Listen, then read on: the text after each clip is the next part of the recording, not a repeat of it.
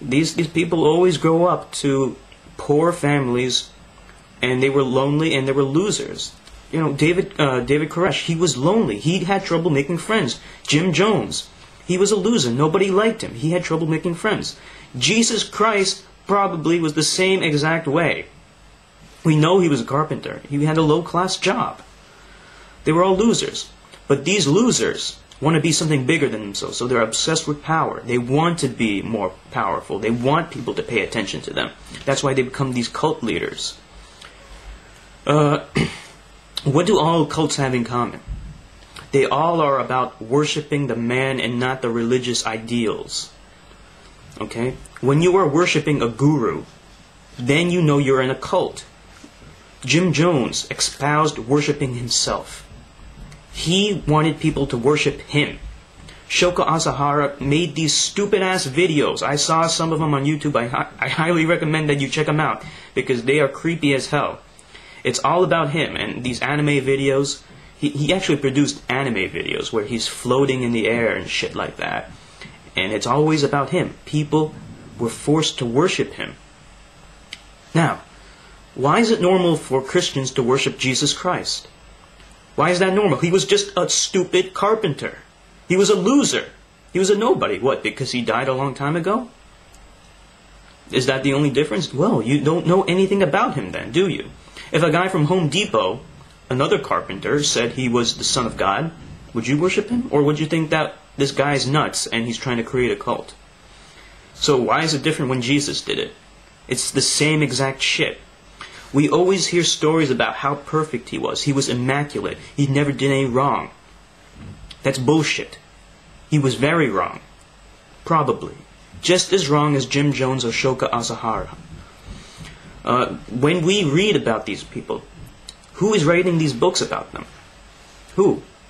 The people who like them. The people who worship them. So they're never going to say anything bad about them. The Bible's never going to say anything bad about Jesus. But the fact is, he was just a normal human being. He had to take a shit. He had to scratch his ass. He probably smelled bad. And he picked his nose. Just like anyone else. He was not perfect.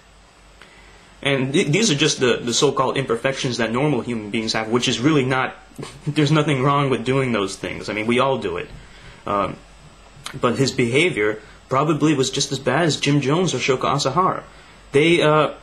They would rape girls, young girls. Jim Jones, Shoko Asahara. They would force them to have sex. Shoko Asahara made girls believe that, but if you had sex with him, you would get you would receive powers from him. That it was a very good thing to do, that this was desirable, and that if you didn't, then there was something wrong with you. Well, you know, one of the closest people to Jesus was a prostitute. He probably had sex with her all the time. He may have even had sex with other girls, young girls, underage girls. Who knows? It's entirely possible. In fact, I'd say it's probable. So, you are deifying a normal human being. There's something wrong with that. And I'm going to challenge any Christian to tell me what the difference is between worshiping Jim Jones and worshiping Jesus Christ. What is the difference? And don't tell me that Jesus was a superhuman, because the followers of Jim Jones believed he was a superhuman too.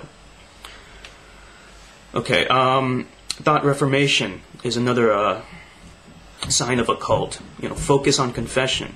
These are all aspects of Christianity. They are trying to indoctrinate people from a very early age. And that's when they get them, at an early age, where they indoctrinate young children. And they force people to confess. Confess to this, confess to that. Even if you did not do a crime, you still have to confess to it, as long as you were suspected of it. And the confession is all that's important. They will never forgive you if you don't confess. That is how they control you.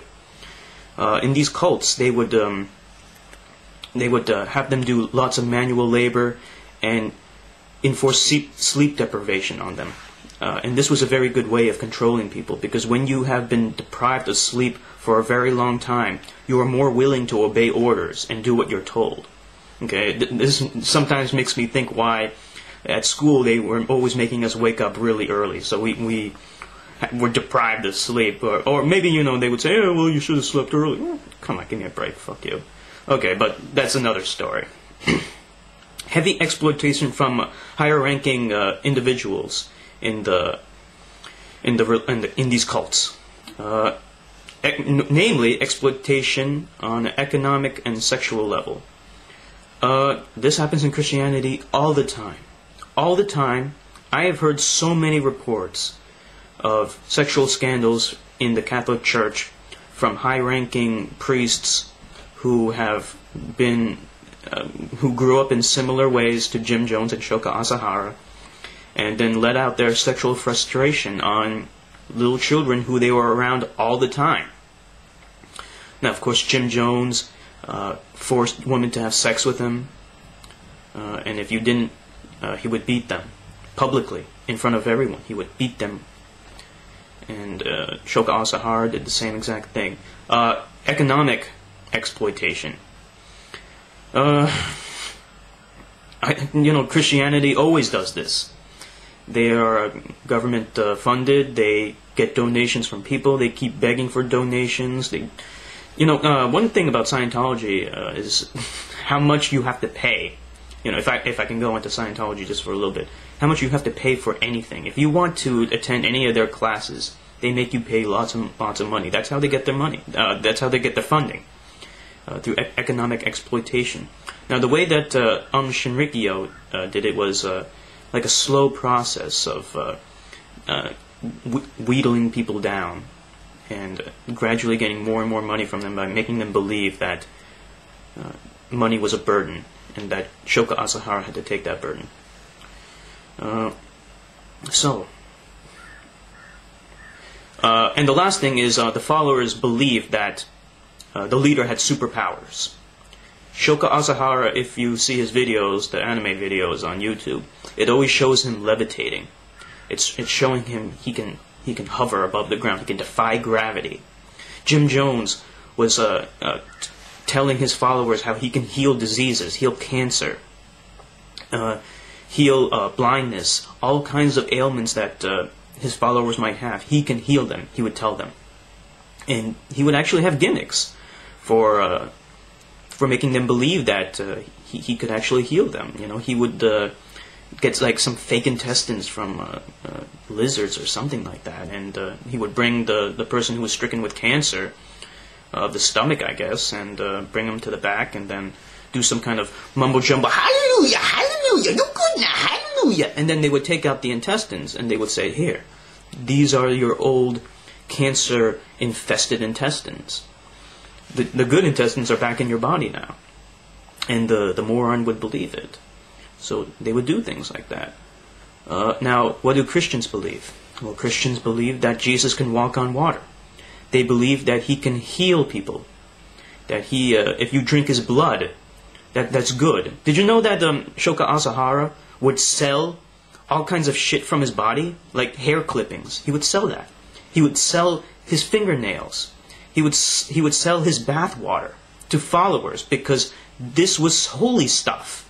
And if you receive these things, you become a better person and you feel more loved. And having more love is a good thing. So how's that different from drinking Jesus' blood? He told his followers to drink my blood. That's disgusting. And his followers believed he had superpowers. That he could rise from the dead. And idiots, they still believe that. They still believe that nonsense. They don't question it. Why aren't people questioning it? People question Jim Jones and Shoko Asahara in hindsight. But who doesn't question? The followers. So the followers, the majority of this country, of America, is Christian. That's why they don't question it. Just like Jim Jones's followers did not question it, or Shoko Asahara's followers did not question it. You have to question these things. That's why Christianity has been legitimized. It has nothing to do with it being true. It was a cult, and it still is a cult. The only difference is it's much more popular now than when it started out with just a carpenter, a prostitute, and 12 nutcases. And these cults are destructive.